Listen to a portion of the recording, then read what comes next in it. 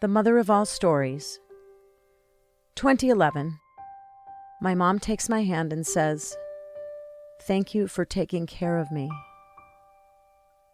1966. I'm 4 years old and I already know I want to be a mother. There was never a question on my mind that I would have 3 kids just like my mom. She was such a good role model. I always thought I'd follow in her footsteps. I didn't know the technicalities of making babies. I dragged a lot of dolls around the house, washed them, diapered them, fed them fake milk out of a plastic toy baby bottle. You know, the kind where the milk would magically disappear as you tip the bottle into the doll's mouth. I'd hear their imaginary cries and rock them and say, "It's okay, little baby, it's okay." Until I was like 10, I thought babies came out of eggs. I mean, technically I wasn't wrong, but I mean like store eggs. You see, I'd soothe my early maternal instincts by finding unhatched robin eggs on the sidewalk in the spring. I'd bring them home, put them on a pillow on the floor under a lamp in the living room for warmth, and sit cross-legged on top of the pillow, on top of the eggs, miraculously never breaking one. And I'd wait for them to hatch. I'd wait and wait and wait. As much as I scooted and squatted, perched and warmed, concentrated on manifesting a tiny little beak popping out of that egg, a baby never came.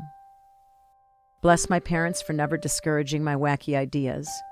They created a dreamer, and I never quit trying. 1996. I'm 34 years old. I moved to Los Angeles. I drive cross-country with my newly minted ex-boyfriend because, you see, he'd promised me that he'd drive me to LA from Michigan, and I wasn't going to let him break that promise. He'd already broken my heart.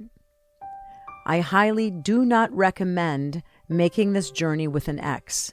It's barely bearable with someone you love, let alone someone you kind of hate. Hate aside, somewhere between Kansas City and Los Angeles. Well, you know, shit happened. It wasn't until 2 months after my arrival in the City of Angels that I found out. My egg was with Birdie. I pictured that egg on my pillow under the lamp in my living room from 30 years prior. Now my little bird was being soothed by the warmth of my hands on its home in my belly. Waiting, waiting, waiting. To make a decision that could change my life, both of our lives, the 3 of our lives forever. Well, God had other plans. The ex was relieved. I was heartbroken. She'd be 26 this year. I say she because all of my baby dolls were always girls. I just assumed. 2001, I became a wife. Every month for over a decade, I wait and wait and wait and wait. I wait until the eggs disappear. God had other plans. 2011. I'm at my mom's bedside. She has 2 weeks to live. I care for her. I change her diapers. I hand feed her. I change her clothes and wash her hair. I paint her nails frosty white and brush blue eyeshadow over her lids.